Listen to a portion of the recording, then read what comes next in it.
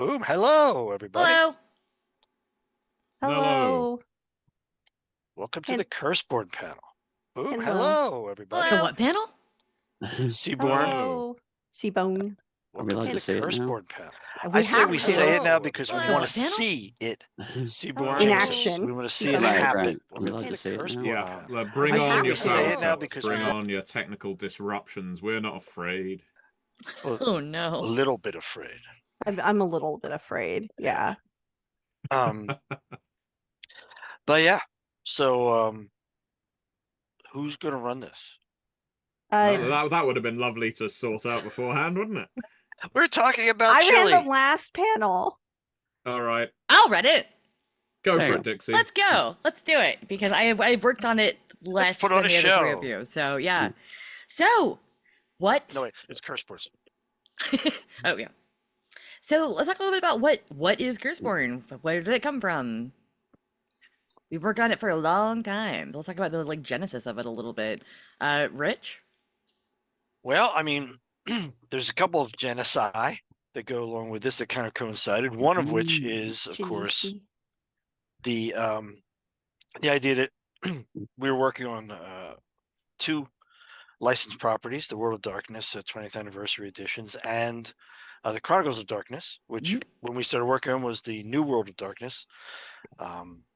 That's how long we've been working on those particular properties, and the new owners of the properties that we had the license for started to cut down on the number of projects that we could do for those two lines, and realized that the farthest out thing about that as being a license is that it was probably going to end at some point, and that we could then continue on doing other things. Why would we not want to do the thing that we loved to begin with, and also that people kind of came here to be with us for? So we started noodling the ideas for what we could do for a dark urban fantasy, dark horror fantasy, mature, I don't know, spew out all the various things of saying something scary like the World of Darkness or the Chronicles of Darkness, but different, because obviously we've learned a lot. We have our own particular way of doing things, and also we're making a game at the time, year 2020-ish, but we're making a game now in 2024, and we're not beholden to sticking with game design thoughts that came out of 1992. Nope. It's true. We are not beholden to that. There's some good stuff in there, and there's stuff in there that we certainly think works well for horror games, but Also, some of us were our own like thing. 7 in 92, so we have learned different lessons, right, Matthew? Yeah. Don't make me hate you more than I already do. I know, right? Like, why we gotta bring age into it? I mean, as the youngest person on this panel, It's true. I've always felt out of touch with the games we've worked on before. This is true. But this one very Poor much Matthew. speaks to me Poor Matthew. as Or a out of Zoomer. touch, Matthew. Us poor As a elder s- millennials. As Yes. a zoomer, he Yeah, says. as someone in the TikTok generation, that's how I like to think of myself. Gen Alpha. Gen Alpha's Matthew, yep. Yeah, that's it. Matthew's actually 12. I'm the first generation. But I mean, in all seriousness, what we're looking for in terms of horror, we're looking what resonates with us now. Many things have gone by. We were joking around that we were creating back in the day the Contagion Chronicle, and talking about a mass plague that was happening, but we're it's just in the Chronicles of Darkness. And then about the point that we did the Kickstarter or something, I think. Like a whole ass thing. We got We had to put a hammered by whole it. sidebar in it. Yeah. Yep. So we're not saying we caused that, just saying that We did not. the expectations and the experiences of the people involved in what means horror and what doesn't mean horror have shifted over the years. It's a very different world than it was in the 1990s. And, Yeah. Oh, hey, this would be a fine point to actually reveal who on earth was Curseborn. Are you taking over my job? No, I just realized. I just realized we I thought in what land of segue did that work? That did not. That was Yeah, not that wasn't a segue. good Matthew, segue. Matthew, calm down. I just wasn't listening, and I just had this moment of inspiration. Nice. I'll I just was get back gonna in my say, dock. like, like we've been working on this for a while, but obviously we've been doing the marketing campaign for it for a few months now, which is something that we did put a lot of Well, thought for a into. year. Yeah, Yeah. true. I know some folks, had different feelings about it. That's fine. We really enjoyed doing it. And part of that marketing campaign was a certain Discord user. Named Curse Boy. And who was that, Danielle? It was me. I'm Curse Boy. You admit it. I admit it. Yes. So the the marketing campaign, I'm sure a lot of people are like, "No, why would you do an ARG? That's not really an ARG. And I hated everything about it. But let me tell you that we talked more about Curseborn and what it was using that ARG campaign than we have ever talked about any game that we are announcing ever in the 13 years that we have been doing games before we did an announcement for it, before we were ready to really do an announcement for it. Like the game had barely been it was barely in approvals when we started the marketing campaign for it. And we started with just the videos, and then people started talking about the videos and extrapolating, and then we started engaging. We made a quiz. I made that quiz. Hi. Yeah. It Well, was me. Yes, Dixie made I mean, all the questions were everybody. I made the actual Dixie thing. made the type form, and it all the aesthetics that you saw in it were Dixie. And yeah, so we have been we wanted people to be curious. We wanted people to ask, what is Curseborn? That is the ultimate goal, the ultimate question. So what is Curseborn? Rich, I know that's kind of what we were answering. Well, I'm going to say let's do a little round robin on that. I'll be glad to start that. What is Curseborn? Curseborn is why bad things happen to good people and good things happen to bad people. It's a world where we're all entangled in a web of curses, minor, tiny little things like you just missed that bus you needed, even though you left early. Why did it come early that day? That was the day I had that big appointment, the big meeting, and I even left early, and the bus came earlier. Yep. Oh, I got a big meeting, and I did. And the bus went by, and then just as I was standing there, boom, cab came by and splattered me with mud. Why? Why does this happen? That to me is what was a lot of the impetus for Curseborn. It was the genocide too of Curseborn, was seeing what was going on in the world and going, ew. Ew. Ew, brother. Okay. Bob Dylan. No. Neighborhood bully. Oh no. Who is the king of Curseborn, of course, Yes. Bob Dylan. Yes. Written into the setting. Yeah, putting that in real fast. Yep. Eddie, what is Curseborn to you? Curseborn was a lot. But Firstborn for me is a chance to actually approach some stuff we've done a lot of hard work on with a fresh eye. Because I mean, several people on this panel have managed a Vampire the something line, right? So it's one thing doing something for an existing license that even if you love it, and it's another thing building a whole new world from scratch. And it's really cathartic to be able to go, okay, we have new ideas or ideas we couldn't make work in just previous things, or for a variety of reasons just weren't a good fit, and being able to do something new and exciting has really been reinvigorating. Okay. Dixie, you? what? Oh, me. Oh no, Yeah, you. I was You. me. Go ahead, Dave. Oh man. So Curseborn is the albatross that I have been chasing. It is my white whale. It is a game that I was asked to develop in 2019. Jesus Christ. Yeah. That had been in development, or at least discussion, since at least 3 years before that. Yep. Yeah, we had Uh, had a lot of long, high-level meetings. yeah. Yeah, And big topic. I have been working on this game in some like not constantly every single day working, but like in some form or fashion. I have been working on this game for the past 4.5 years. Mm-hmm. Um, I have been born to it. I have been molded by it. I have been shaped by the curse. And it is honestly, it's a game that I feel really strongly about in the sense that it's everything I want a horror game to be. Mm-hmm. It is all of the political intrigue that I find deeply engaging. It is all of the struggling to be a monster but have human connections that I really enjoy. It is also the knowing that you're not alone in the world, that we're all kind of monsters here.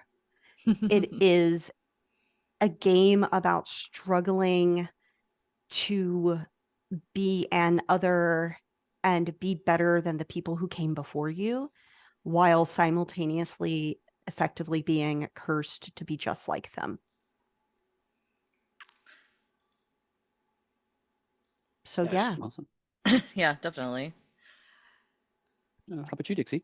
Uh, I would say the main thing that I kind of brought to Curseborn as somebody who has issues with their actual birth family, and as somebody who really believes in the concept of found family, we really wanted to make sure that was part of the game. Whether it's a bunch of, vampires, aka Hungary, who are all found together and friends and dealing with their stuff, or a bunch of different types of monsters, types of people who form a group and try to fight back against the things that have cursed them. That's a really, really cool theme to me in games in general, and in life. Honestly, it's like finding your people and you know making things better for the future if you can. Even though the world is not having that, even though the world is trying to get you down. Um, Actively against it. yeah, yeah. And that was a really big thing with Curseborn as far as a play style we wanted to push forward. And also just an idea that I think a lot of us, like me and Eddie talked a lot coming from the like punk scene. A lot of us at Onyx Path are queer folks. We deal with found family all the time. And that's something that we like wanted to make sure was in the game, because sometimes it is the like family that you make rather than the family that you're born in. Not that you have to rebel against them in the confines of the game. You can do you can be a like cool scion of them. Your family can be cool. You can do whatever you want. But I love the found family idea, and that meant a lot to me that we got that in there and had a little ray of what is called hope punk kind of throughout it, where it is a horror game. It is dark, you're dealing with a lot of scary stuff, but like you're pushing for a better future. Yep. Yeah, you could also just, if your family's horrible, you could play horrible. Yeah. Yep. Oh yeah. No, totally. You know? There's nothing stopping that. Nope. I'll always love being a horrible little fiend and then fucking around and finding out. Yes, that is Mhm. also a very fun play style. I think that's how Matthew's character in our actual play kind of was. Yeah, Yep, absolutely. yep. Was that Abby? Was that her name? Yeah. Yeah, Yeah. I mean, I think on a Izzy. meta level and a game design level, Izzy, Izzy. it's really Izzy, important yeah. for role players to be able to try on different kinds of roles, Yeah. Yep. even abhorrent ones, in order to have more empathy and a lot of times catharsis. Sorry, I'm using a lot of theory words. We've been talking to the Badana group too much. Yeah, that must be it. Jack's in my head. But that's really, I think, one of the great things about horror games is you can approach them as anything along that sort of, we're just gonna be awful, terrible things, and what does that feel like to do these things? And you can come over to a feeling that you can make change, you can make something. Maybe you can just make something better tonight. Yep. Just get through the night. Mm-hmm. So, Matthew, did you say what Curseborn was? No, but it's just a job, innit? Oh No, God, that was like fine. the most Fine. British answer. I do my bit, pay my mortgage, don't I? All right, Keep the bruv. roof over my head. Don't I? Bruh, yeah. Hiya, Gov. Don't He's know doing what his your problem Michael is, Caine again. Squire. I will not bury another Curseborn, Master Bruce. No, the game for me, it balances two sort of, I guess, baskets of emotions that I feel quite strongly about in RPGs, especially horror RPGs. On one hand, you've got your paranoia, your fear, anxiety, big words, big things that a lot of us deal with. And in Curseborn, you could argue the system is rigged. You are put into this world cursed, and at some point in your life, and a lot of the people in your family are going to try using you. A lot of the people who form these pacts with you that result in these curses are going to try getting one up on you. And so you may be hesitant to make certain decisions to aggrandize yourself, to seize more power, or exercise your own free will, because people are watching. People are waiting for you to trip up and waiting for you to pay them back for what power they've given you. And so that feeling of isolation, of sometimes claustrophobia, is something I really jive with, and I think speaks to a modern sense of horror, uh, because it is dystopic in its own way. But on the other hand, in your other basket, you have hope, as Dixie said. You have the power to overcome the various flaws that are inbuilt in your curse, but also the various bricks people are stacking up around you. And you may be able to overcome them. You may be able to show that there is a better way of doing things, or indeed you can just be a bastard, a bigger bastard than them. Right. Sometimes the best way to beat the devil is to be even worse than the devil. Do what the devil doesn't expect. And I think Curseborn is a wonderful game, the way it's shaping up, to allow any kind of path. You can be a hopeful, optimistic, seat of your pants loser a lot of the time, but sometimes winner, and take, I guess, your measure of truth and victory from those times you win. Or you can really seize upon the system, you can work within it, or you can master it, twist it to your own shape. And I just love the way those two ideas bounce off of each other. Mm-hmm.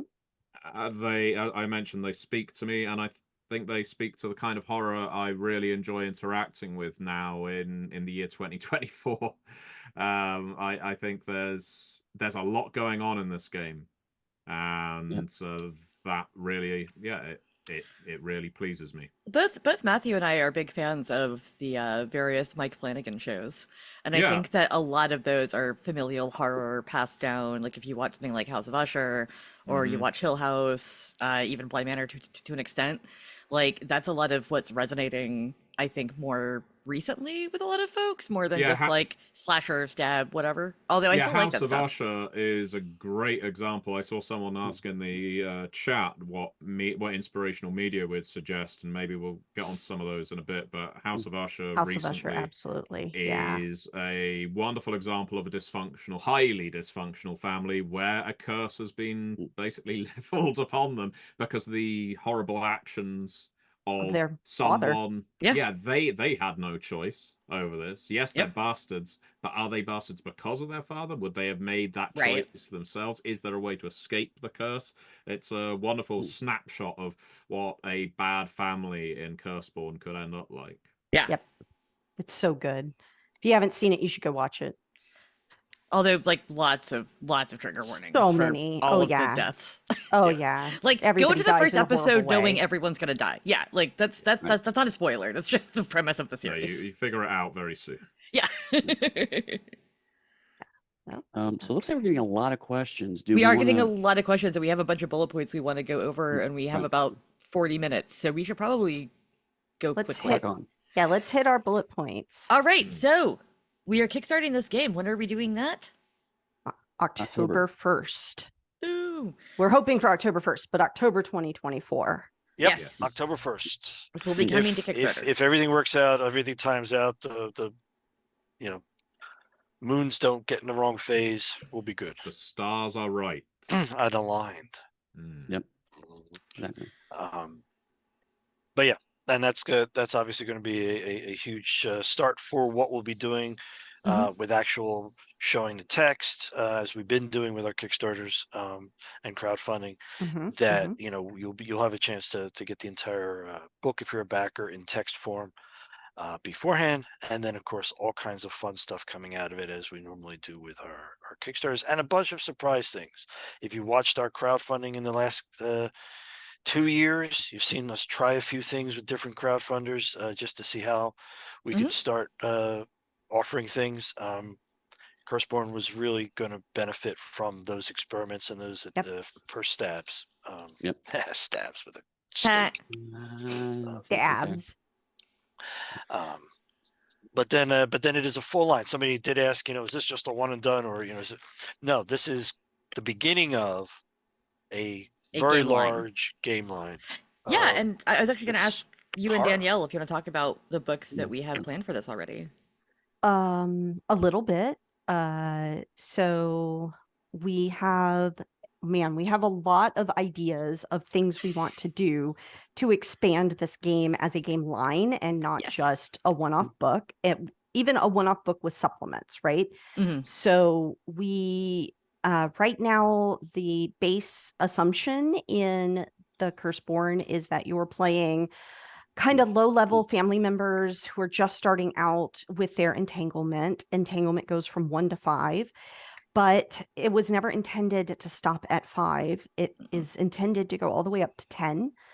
And we intend to have either 1 or 2 books that will expand the play space of, as you grow in entanglement, you get more powerful and you start dealing with more. You get essentially, because that's what entanglement is, you get more entangled with your family issues and the curse itself. And so you have more family problems you have to deal with. You're not as free to just kind of run around and deal with your own problems. You have more, for lack of a better word, entanglements that keep you having to work constantly. So we intend to have some higher level family books. And those will essentially, what does a character look like in these lineages at higher levels of entanglement with new powers and new family structure information and all sorts of stuff that builds that up and makes that play feel like you're playing at a different level. Yeah. We also have a plan to build out just like a player's guide and we want to do some multimedia stuff. So we're going to do fiction, and we're going to maybe do other types of fiction, not just straight up long form fiction.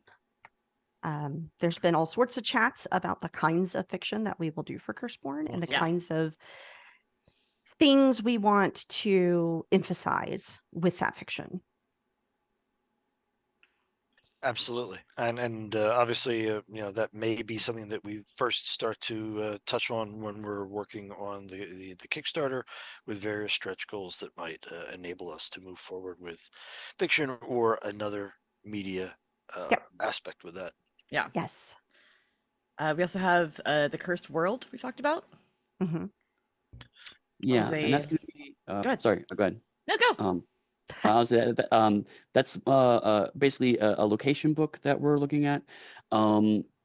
It's the current ideas kicking around are not quite anything that's ever been done before, in the sense that we're looking at different locations around the world. Some are cities, some are just other interesting locations. and we would give them kind of a chance to spotlight different families, factions, get some SGCs in there, and also some lore around those different locations, and then kind of build them out a bit like not quite a full adventure, but rather all the pieces and motivations that you can use to then stem one or several adventures from them. So lots of just kind of immediately something you can pick up and just drop into a game and start running stuff with. But how that will look and how we organize that, again, all the stuff's still up in the air. But the idea is to make each of these kind of a place of where interesting things happen. Right. Right, because writing a very out. boring location would be not a good idea. Well, yes, Right, and but also- using those locations to expand like kind of our lore for our setting in general. Right, because one thing that we want to avoid is basically just, oh, I don't live in that city/country, whatever, so I don't need this book. Rather, it's more like, okay, but there's also interesting things happening, and we need to give context for all those interesting things because it's taking place in a version of our world, so it has to look like our world. Yeah. I think one of the things that people have been asking about is, is it going to be meta plot? Well, again, we have to first define that because people have used that term loosely for 20 years now. There's going to be a very deep lore in the background. It's going to be the stuff that has happened before is going to have a depth of complexity to it in the game itself and also in the fiction. Yeah. Yes. We're not going to rely on any one way to deliver that to you. So we go around looking at different locations in the cursed world. That's also talking about what went on in that location. Was there a massacre in the 1200 at that place? Blah, blah, blah, blah, blah, blah. So yeah, what happened to the primal were-rats? you know them, that kind of thing. the way they are. But yeah, part of the idea behind that lore is it isn't going to be making previous books in a line redundant. No. Right. I think someone on maybe the Discord very recently posted about the difference between lore and meta plot, and I think lore is probably a better word for what we're looking at. Because yeah, we're not anticipating releasing a book 3 books down the line that suddenly says, oh, and by the way, the Bathorites are no longer playable now, they've all been extinguished. Right. That there will be the idea behind lore that we're inserting into Curseborne is, for one, to give it context and flavor, but also to give you tools to play with, things that you can immerse your groups in, your stories in, hooks you can attach to. You're not going to be there as idle observers watching iconic heroes perform all the wonderful tasks. Or iconic villains. Or iconic villains, indeed. They are going to be features that you can choose to play with or choose to ignore. My favorite way of using these things is you just break them down, use the parts you like for your stories, and never take anything verbatim from the books, but you do you, as they say. And we definitely plan to do some stuff to expand on the lineages. So you will see more families, more lineage lore, things like that in the future. We are very excited about that part of it too. Yeah, it's an additive process, not a subtractive. So when we move forward, if we say, and now this shit happens, but boom, boom, it's going to be to add to what's happening. It's not going to be taking things away from whatever you've already gotten into, enjoyed, things of that nature, because we have that ability to make the decision on what we want to add, what we don't want to add. We're not being told to do it by anybody else. We're not beholden to 30 years of actual meta plot. We can really build this thing out in a way that makes a lot of sense and uses what we've learned during those 30 years of game design and world design to let people really have a great time. Yeah. So we have a lot of questions. I want to move on to those kind of soon because I think we're gonna answer. We're going to be answering questions. So is there anything else anybody wanted to add before we move on to questions? I would just like to say to the folks who are getting just into this and are picking up the ash can. The ash can is a slice of this. Okay, it is a limited slice.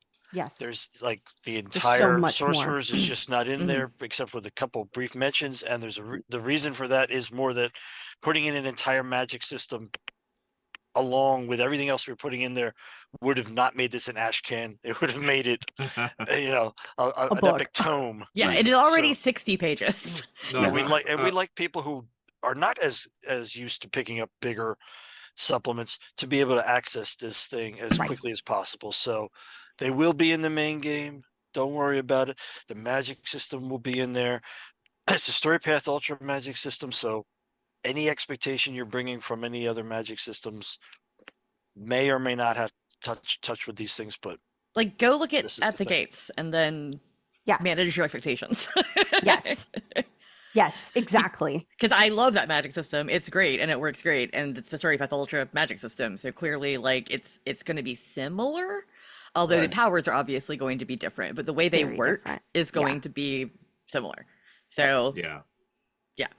Yeah, as Dixie said in the chat, I think the main reason we don't have sorcerers in the Ashcan is because there isn't a sorcerer character. Right. So that means we don't need to include sorcerer information Aha. in the Ashcan. So it's almost that- like Danielle did that on purpose, so she wouldn't have to Yeah. put the entire magic system in the Ashcan. yeah, the Yes. information is there. Well, it does exist. We just haven't printed it yet.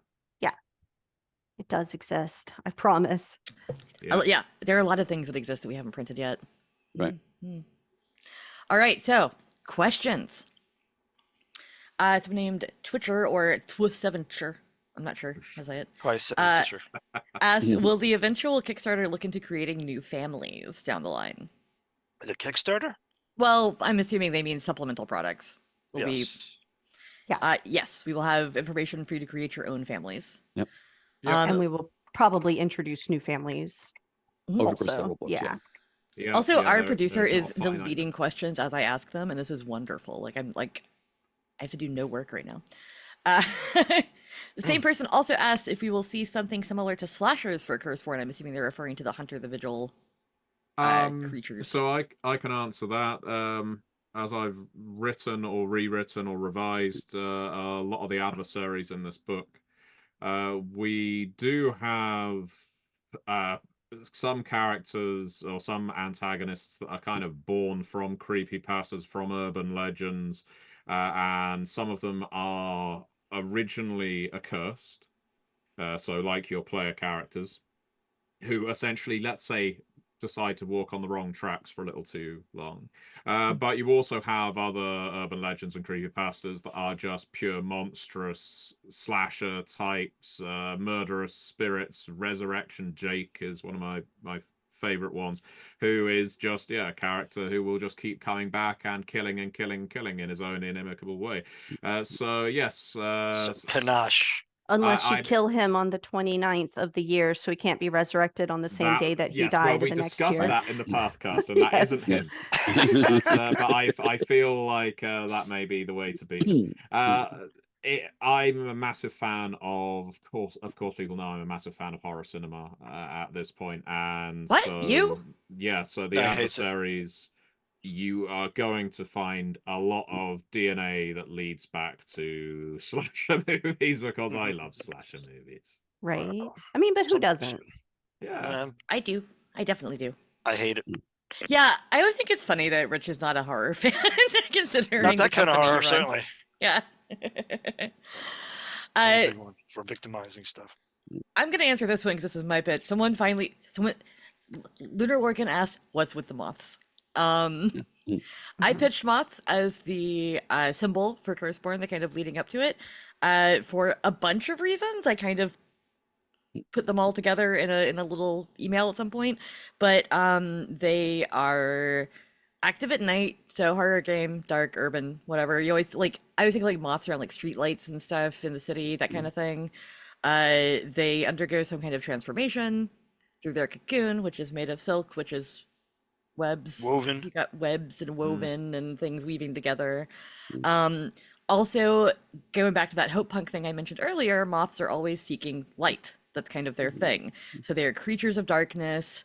They are, Seeking the lights. yeah, they're trying to get the light, and sometimes that kills them. Yep. So there were a bunch of little things. They are fairly fragile creatures, but they're everywhere.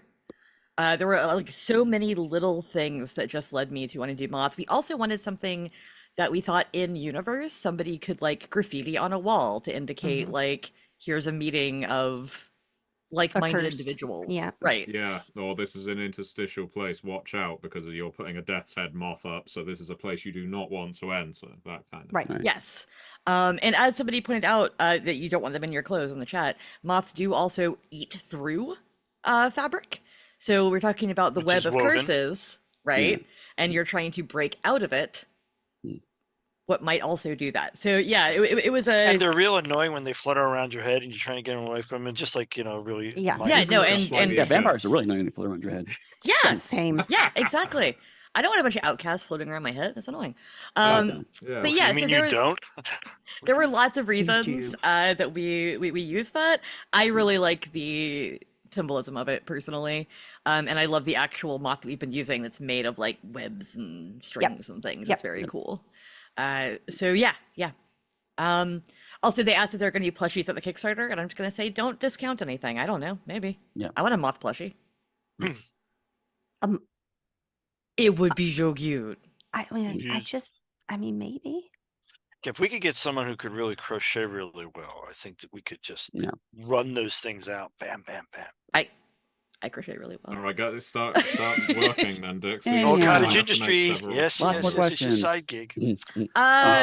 Corbin asked, they had seen you mention This the has forum been bugging posts. Corbin since realized that there was a game coming out after those questions. Yes, they saw you mentioning about urban fantasy. So that how was do you feel?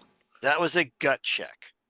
Yep. Mhm. We had already gotten pretty well to where we knew exactly where we were with this thing finally after so much time. And it was time to see what was the tenor of the market. What did our fans think? What was important to y'all? And it really confirmed. It was not, there wasn't a point, I think, where we went, oh no, we're going the wrong way. It was like, oh, we are hitting it on all cylinders. Mhm. Yeah. Yep. So it was a really great thing for us. And it also was very inspirational to be reminded that so many of our people in our community are fans of horror and the various horror things that we've done over the years. So much so that just jumping right into that conversation was just it was a tidal wave compared to the normal amount of comments I get in the Monday Yeah. blog. So Mm-hmm. Creepy Shut-In asks if the mechanics are still being tweaked, and the answer is yes. That's why there's an errata form. Yeah. Just to add to that, Yeah. yes, by all means, submit errata if you find that something egregious exists in the ash can to your tastes. I will, however, say that this isn't a game that is striving for absolutely equal balance across every single lineage and family. They all have their own flavor. So we will, of course, review your errata, but do bear in mind the possibility that something may have been designed a certain way to be a certain way. Yeah. Right. Also, you're not seeing the full game right now. That's just not what Yeah. you're seeing. So Mhm. you may be missing context for something. all input is appreciated if it's polite, but not necessarily going to be acted upon if it runs counter to where we're going with it. Yeah, there's a lot more to the game you haven't seen. Craig Oxbrow asked if there's an inspirational media section or if we can hint at something to watch or listen for the mood. Which you did. We already did, yeah. We already said House of Usher. I mean, really, like, there's a lot of urban horror out there. Yeah. I listen to a lot uh, of punk while writing my sections, so Yeah. I listen to goth music a lot, and I worked on the vampires a lot, so go listen to Bloodletting by Concrete Blonde and enjoy your life. Yeah. I listen to lots of Unsolved A lot. Mysteries podcasts and episodes, and read lots of Unsolved Mysteries stories. One of the first things I remember very young reading a Reader's Digest book of Unsolved Mysteries, and a lot of those ideas sticking with me that have influenced bits and pieces of my work. But when it came to writing things like those outside sections, those places people wander into and then stay for years and then step out and they've forgotten about them, that kind of thing, that was very much an influence. So that basically points you to Unsolved Mysteries, the show, the podcast, the Reddit, but also the various podcasts like Magnus Archives, like Night Vale, things that deal with that urban and folk Weirdness. horror. Yeah, weirdness. And if you're like me and you have trouble listening to the Magnus Archives podcast because of the background sounds with the static and stuff, there's a very good transcription site out there, so you can just read all of the stories, which is what I do. Um, so Tupmer asked if a substantial amount of characters made a deal that gave them a curse. I answered this in chat a little bit already, and that a lot of times it's like a distant ancestor who made that Yep. deal. Mhm. It is not usually you, although you can make deals in game. You can get cursed in other ways. Yeah, it's not Um, just I got one curse, so I'm done. Yeah, We're in a web. the web of curses. Yes. Yeah. Now you can do Actually, that. Yeah, do that to some poor human. But sorry, go ahead, Eddie. and I'll say, I think I just want to talk about a little bit is because that was an early concept, and the idea is that that's part of the Hope Punk rebellion vibe of it, is that some asshole that you don't even know 100 years ago made a bad decision. Now you have to live with that, and so that's kind of the family dynamics. Is that some people are like, okay, well, you know what, it's a bad decision, but I get cool powers, so I'm good, and some people go, no, fuck that guy, fuck everybody above that guy. We're gonna, fight our way out of this web that we've been put in. But very much the living with a hand that you were dealt and you had no decision in making is very much a key part of this game. Yeah, Mhm. definitely. Weird Trinity asked, the supernatural powers are referred to as practices and spells. Was the terminology a decision for a universal term, or is there some kind of root of magic thing happening in the lore, Danielle? So it is a little bit of a root of magic thing. All magic that people have access to is a manipulation of the curse in the world itself. So you are not just Curseborn because that's the name we're giving it to you. You are literally a cursed individual. You have a damnation. That damnation influences who you are, what your life is, but it also gives you access to manipulating the curse. Not everybody knows that that's what they're doing. It's a like on out of character level. Clearly, that is the metaphysics of it. But not everybody, not even every lineage knows that that's what they're doing. A lot of what is happening is this kind of innate ability to practice and take what it is that you have inside of you and recognize it. So like recognizing like in the world around you and then pulling at the threads of that, like pulling at the threads and having that be okay. I've been pulling at the threads of this and now I can manipulate it. Now I can change it. Now I can make it more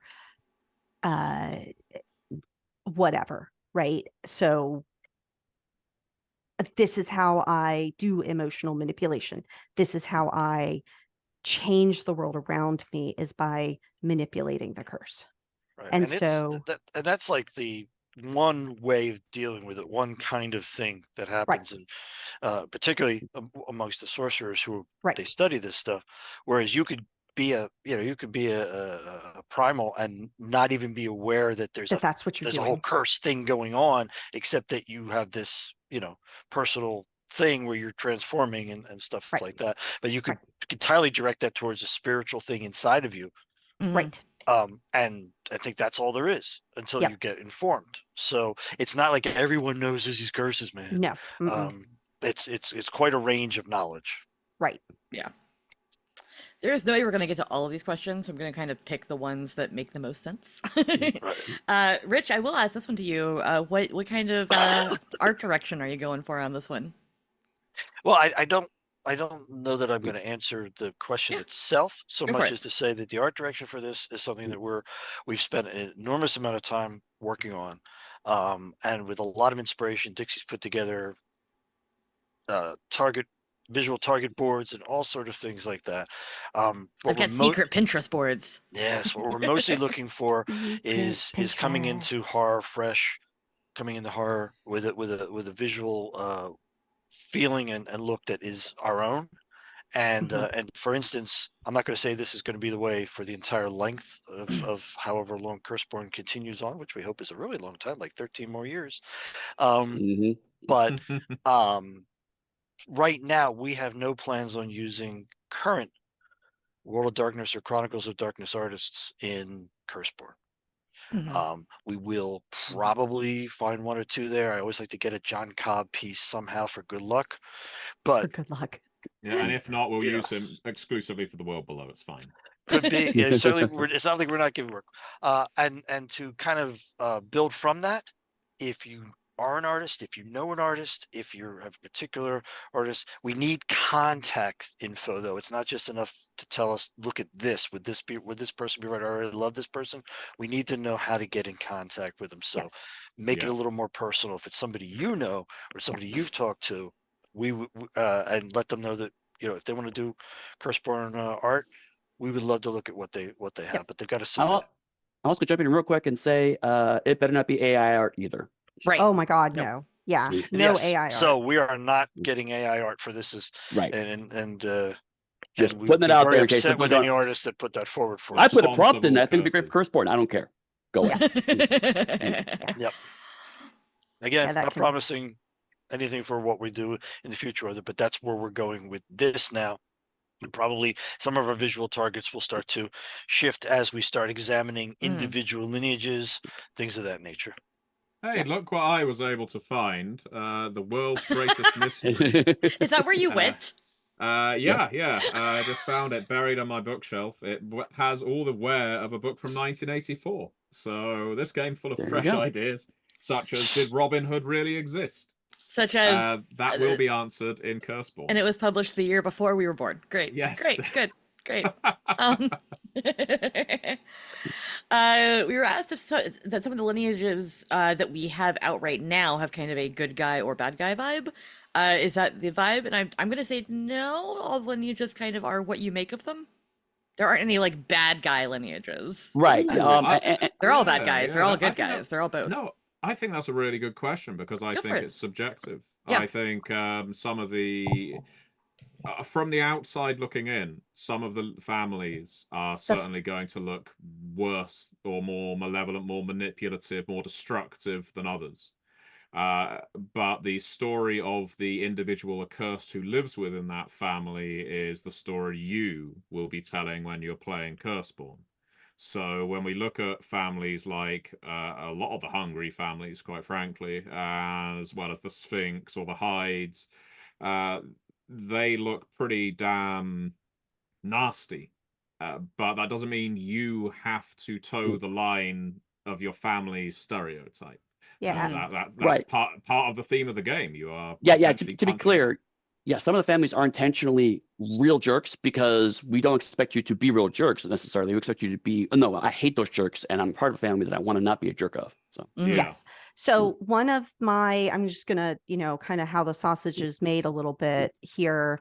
One of my personal goals when going through the families and reading them and making sure that they were doing the things we wanted them to do was that every family had an internal conflict where there were people within the family that were just right bastards. Yeah. And that a lot of the struggle, a lot of the punk struggle is kind of pushing against the man, the institution, the person, right? And that your institution is your family.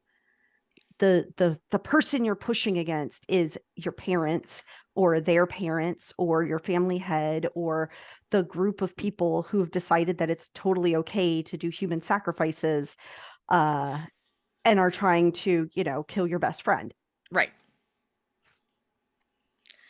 Yeah. So like your characters are not stuck into a box of good guy or bad guy based on their families. That is not what will happen. No, No. absolutely not. Some of the powers might seem a little bit more bad guy than some others, but that's just the way of the cursed world. Yeah. Yep. Yep. We were asked if we were going to have historical book settings. We're not going to probably talk about those for now because we're not even near getting the book out. So, Yeah, we're it's gonna talking be- about the first book. Oh, what Yeah. about this book? No. Right. We'll get to that. Right. Is it possible? Absolutely. Sure. Everything's possible. Yep. Actually, we have a list of about 7 different historical eras already that we've got Yeah. written down, but we're not going to go into that. Yeah, One yeah, disco. we're Is it possible? I don't know, but you know what? We have a list of separate. yeah. We were asked how making a broad urban horror game with many supernatural archetypes has been different than making the prior singular monster-based games that the team has mostly done. It's been a freaking nightmare. Yeah. Really No, This has. is no. actually my fault. I had just come off developing Exalted Essence, where we put all 10 Exalt types in one book, and I was like, no, people love this. We should put all the monster types in one book. And then everybody had to deal with the consequences of me being excited about that. Well, I mean, it was a worthwhile thing to take a look at, and how to do this differently than we had done previous Mhm. large horror worlds, and it's a very different way, and it's why it took us so long to get to this point, and been working on it for so long, because you can't just. We didn't want to do wide and just shallow. Mm-mm. Mhm. We want a lot of depth, but we also don't want so much depth that you go, I can't even deal with just one of these things. Never mind, there's 5 or 6 or whatever in here. So Right. as we were working on it, we had to provide both the depth to it, keep it relatively simple at the entry level, and also show that they're all connected in the world. So made me yearn for the easy days of let's come up with a new monster and just do a whole line about them. Mhm. Right. But Yeah. I think it well worth the effort. It just took a lot longer and a lot harder time, a lot of false starts, a lot of revisions, a lot of writers who worked on the beginning section of this, and only maybe a few paragraphs of their work has remained. It's been a very Yeah. different process. I think a very creative process, but very difficult. Mhm. Yep. I think it's definitely the way to go though, as far as like gameplay. Like it's more fun in my like you can still play a single lineage game, which somebody was just asking in the chat. So like if you want to all Absolutely. play the Hungry, play a vampire game, Yeah, you there is a can. huge amount of variety within Yeah. every single lineage. Absolutely. Yeah. And not just you can all play different members of different families. You could play lots of different members of the same family if you want, Mhm. and because of the sheer range of spells within each practice, because of the way you can build characters, where you assign your major path, all that kind of thing, you will make very different characters on the page, let alone who you decide to play. So Right. I mean, we assume people are going to play a mix, because it's one of the things that's different about this game than other games we've worked on, obviously. Mhm. But absolutely, no, it's designed that if you want to play, we're just a member of this one single family. Because again, Fall the House of Usher, we want to get that vibe in. yeah. Yeah, Yep. definitely. So Tom Muir asked a few questions. So I'm gonna kind of All get right. through them real quick. Are we considering official scenarios? Like, what do you mean, adventures? Yeah, like an Yeah, adventure path, I guess, or something like Yeah. that. of course. Definitely so. We're considering them. Nothing has been written yet, but that doesn't mean we won't. It's good to give people tools to play with the game. Which learned lesson are you excited to put in the game? What have you applied to this game from past knowledge? For me, it is providing access, an on-ramp, if you like, straight into how to play, rather than giving someone a brick wall they've got to scale Mm-hmm. and learn how you play the game. I want people to immediately see things and say, I want to do that. That's my story. Yep. That's something, yeah, I've learned the hard way through working on various games that don't do that. For me, it's the ability to put right in the book, right out of the gate, not only that you can mix these kinds of things up, but also that we expect people to rebel against it, and that hope is a possible option. Mm-hmm. Because too many horror games, to my mind, just the book itself tells you, don't even bother, you're screwed, so don't even bother. And for Yeah. me, it's hard for me to get into that, even if the potential for hope is fleeting and very, very hard. Mm-hmm. Having it there gives me a reason to keep going on, which in a lot of horror games, like, why does my character just roll over and die? Yep. Yeah. I think the idea of providing a very deep lore, very, very consistent world, a definite world. If Mm-hmm. we're gonna describe a particular city, we're gonna describe that city that exists in the world. there can be toolbox elements to all that, and I think that that we certainly are not going to throw the ability to provide people with tools to make these things your own, because we want people to do exactly that. But when we're doing it, we're going to be saying, at this time, at this place, this is what happened. Mm-hmm. Boom, and build from there. Definitely. Tom also asked if we had plans for doing the Seelie and Unseelie courts, or the Fae in general, I assume. The Fae, what is that? Never I heard have of no idea. Never heard of a Fae. What's a Fae? I had a vague memory about that, but then a moth came in and I forgot. Yeah, Just flutter it's past me. someone who's slightly, I don't know, different. I think is that someone who's Fae? 20 Anyway, years? let's move on. Let's move on. We were asked if, because there are multiple monster types in the core book, is the game focused on crossover stories between these monsters? And the answer is yes or no, depending on how you want to play, like we were just saying. Yep. Right. Yeah. Yep. Yeah, absolutely. Like, you can definitely do a mixed bag group, which we have done in, I think, most of the actual plays so far, but it's very, very much there if you want to do an all primal group or an all outcast group. Like, that's Yep. totally cool. Yep. Will there be eventual unlocking on Story Path Nexus? Probably. I certainly hope so. Probably. Yeah, I Maybe. would love to see community content for this. This is exciting. Yeah. I have a couple questions that kind of focus on the same kind of, is it crossover or not? So we're not going to do that. All the practices in the it says trash can, which I think is very funny. Probably an autocorrect. All the practices we threw away. Just All the Remember, practices- leave a rating. Yeah, and we review can't on talk our about trash those. can. We only talk about the ones that we actually put out. they're the All the rubbish practices in the ash can are specific to one lineage. Is that the case for the full book, or do we have cross lineage powers? So yes and no.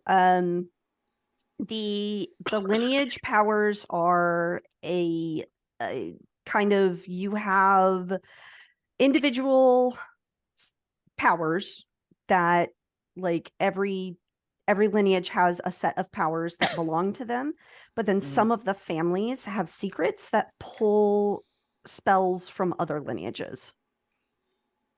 So you kind of need the whole thing to get the full picture, but yes. Yeah, and like part of why we did that, the example I always think of is we were talking about the Hungry and how in a lot of folklore vampires can shapeshift, right? Yep. But that's kind of the primals thing. So if you want a vampire to be able to shapeshift, you have to go take that power from the primal, and then you can do it. So if you really want to turn into a cloud of bats, do it.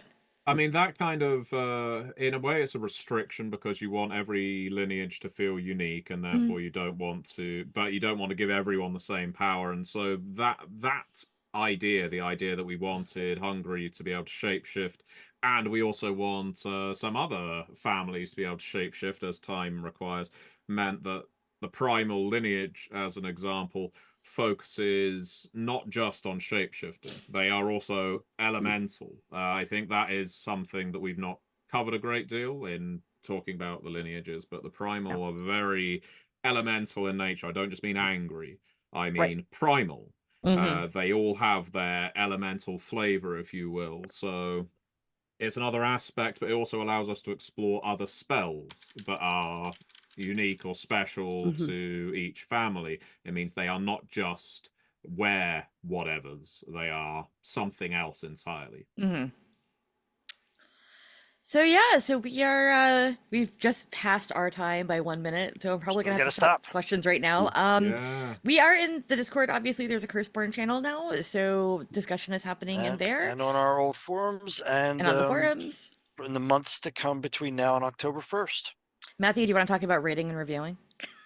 I do. I mean, it's very late, but yes, if you picked up the Ash Can already, in a few hours' time, no, in fact now already, because it has been 24 hours. No, it hasn't. It has not. 24 hours. Oh no, 24 3.5 hours. Yes, of course. Right. In 3.5 hours, you will be able to start leaving ratings and reviews on the Ash Can if you bought it when it was released. But one thing I need to impress upon everyone watching, listening right now, is if you have picked up any of our books, not just recently, but in general, please do head to the place where you bought them, such as Drive-Thru RPG, or even on RPG Net or EN World.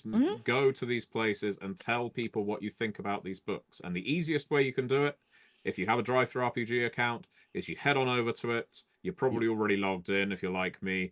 Click on My Library. You will immediately be able to leave a rating on your product. It genuinely helps these books sell, and the more our books sell, the more books we can make.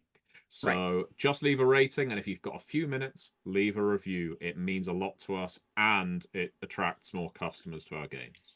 I really appreciate the couple of people who had got the Ashcat and wanted to say something about it right then. Yeah. Thanks for being that supportive. We really do Yes. appreciate that. Yes. Sorry, the system won't let you do it except for 24 hours later.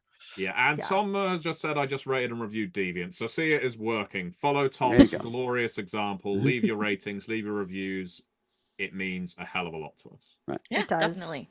Anyway, we need to so get going. So We got to get going because I know that Yes. Danielle has to be back here in half an hour for Half an Curseborn- or for Earthbane. hour. So stick around if you want to hear more about Earthbane. Earthbane.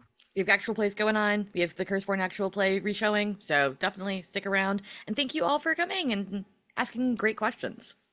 Yes. Thanks, everybody. We're so glad to be able to talk about this now. Yes. Yes. Oh my Indeed. God. Thank You God. have no idea. And no technical issues in this panel. Shh. Maybe finally the curse the curse next is 50 lifted. Goodbye. And he's been worried the whole Bye. time.